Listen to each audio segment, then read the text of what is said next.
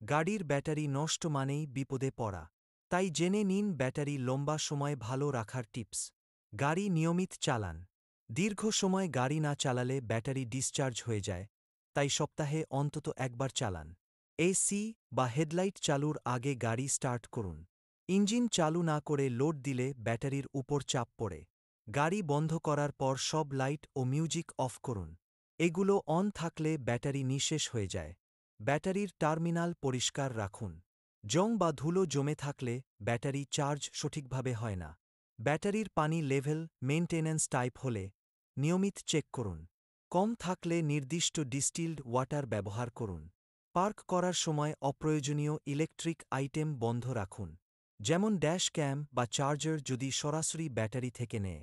এই ছোট টিপসগুলো মেনে চললে ব্যাটারি থাকবে নতুনের মতো। আরও গাড়ির টিপস পেতে চ্যানেল সাবস্ক্রাইব করুন।